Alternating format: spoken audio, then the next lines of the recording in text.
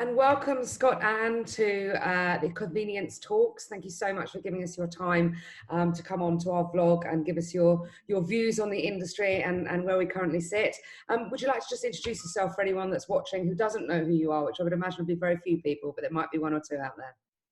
Oh, I'm sure it's millions of people, Katie. So thank you, very kind. Yes, I'm Scott. I run two retail forums, Retail Leaders Forum, which has a big grocers in it, the Independent Retailer Owners Forum, which is top independents in United Kingdom and Ireland. Also work with retailers in other countries such as India, Japan, and the USA. Non-executive director for some people in the industry and trust advisor for one of the folks you've had on recently, Ubermarket. Oh, right, lovely, lovely. Thank you very much for that introduction, and we're very honoured to have you and your opinions on our vlog. I want to start by asking you, what were the initial and sort of immediate impacts of the coronavirus situation on the industries that you work in, and indeed on your own business? Well, the first reaction when we went to pre-lockdown and lockdown, there was a lot of, oh my goodness, what do I do now? But then national retailers right away through to the top independents have actually been heroes. They've been fantastic. And the adaptation, I remember one of the retailers saying, this would normally take us 2 years of meetings, discussions, PowerPoints. We did it in 2 days. So to me, the very positive reaction was, we have to adapt. What can we do? Serve our customers. Let's get it done now. And all I've done is simply said, instead of following all the things that we would normally do, so for example, we had a big trip to Shanghai, well, we're not going to do that. So how can I support people? What can I do that adds value? So I did that with my business, and I also told them, every single one, from Tesco to the independent, you won't get an invoice for 6 months.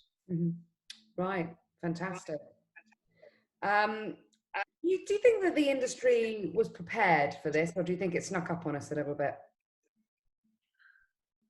We weren't prepared for it, Katie. The UK wasn't prepared for it. We are not very good at spending time and effort and money on something that might happen tomorrow. If we were, then, you know, climate change would have been solved by now. So we weren't prepared. The thing that was very positive, and our manufacturer friends have been very good as well, was we are all in this together. And the government's been helpful by relaxing some regulations. So we then went, we're not prepared, but let's see what we can do in week one. And most people did change in the first week. So we should have been prepared, and when COVID 2021 comes, then we will be prepared. But no, we're not good at doing that, but hopefully we will be now. Yeah, let's fingers crossed. What do you think the biggest sort of adaptation that the industry had to make was? What do you think that the biggest change that we had to make in order to survive and to obviously serve customers and keep staff safe? Well, the biggest change that you said, it was customers in retail. It was, how do we keep serving customers and either keep them safe, or with a lot of people, it was it was a perception. So let's make sure that the store is laid out properly. We have barriers, we have screens, we have hand sanitizer. It was the ability to do that and then deal with the massive increase of what was actually happening in store. So you've got, thousands of people joining Tesco and Sainsbury's, etc. That's really all about the customer. And we've seen brands that we've never seen before. We've seen all of these things adapting just to make sure the customer got what they needed, whether it was in the store, at the curb, or delivered home. That was the major change, all about the customer. If we're keeping the customer safe and secure, then actually our staff, our associates are part of that. They're safe and secure as well. So I think it was one strategy. It's interesting you just mentioned delivery and of course all the social distancing rules that are in place at the moment. Do you think that the convenience stores specifically, but the smaller format grocery retail stores who have picked up the ability or learned the ability very, very quickly to do home delivery, do you think that will stay? Do you think that's something that will continue after lockdown finishes? Absolutely. I mean, I saw retailers like Jemson's in East Sussex put in home delivery in 3 days. It is going to stay because you and me and shoppers is something that we will now require. And Tesco hit 1 million home deliveries, I think, in a week at the beginning of the week. That's not going to go away. And independents who've put it in will need to keep that and ramp that up.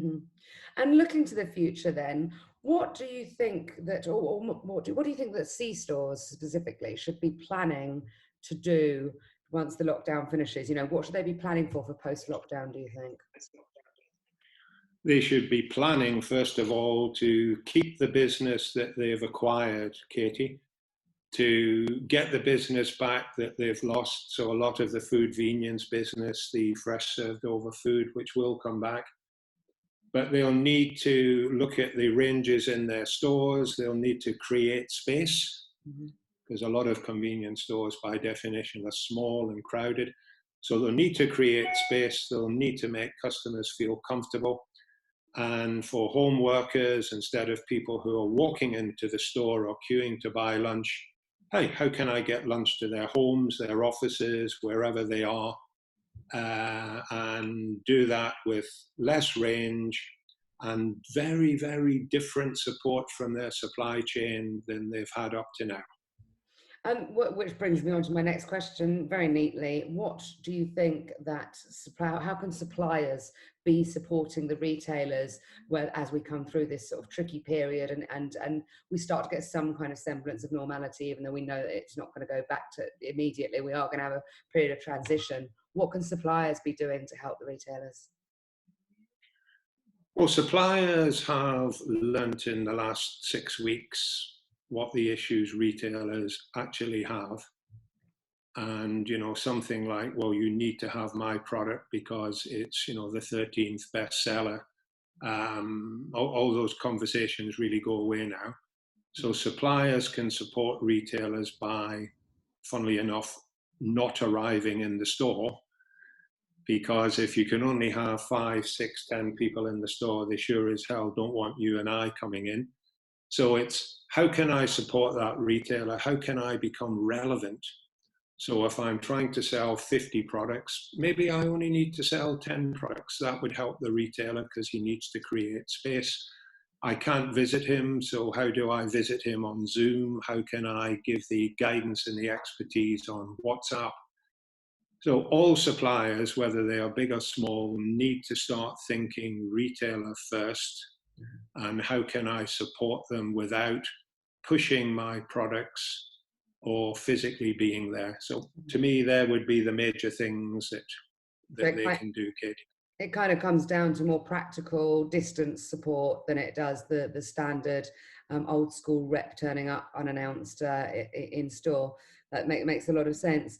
And just finally then, Scott, what do you see in the immediate future of the convenience industry?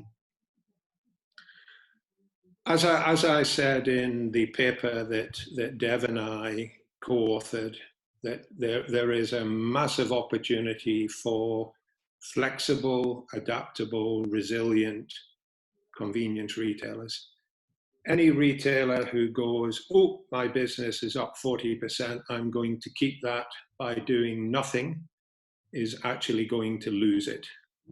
Yeah. Any retailer who says, I'm really going to understand what my customer wants, and whatever they want, I'm going to deliver it to them, and there is a fantastic future. But they have to be aware, Katy, there's going to be a massive price war coming, because our national friends also want to keep their market share and their new customers, and they've got a war chest now. So convenience retailer will have to offer even better service wherever you and I want it. Thank you very much. What a perfect note to end on. Thank you for your time, Scott. Really, really appreciate your time, your advice, your knowledge, and your experience. Thank you very much for asking me. Stay well. You too.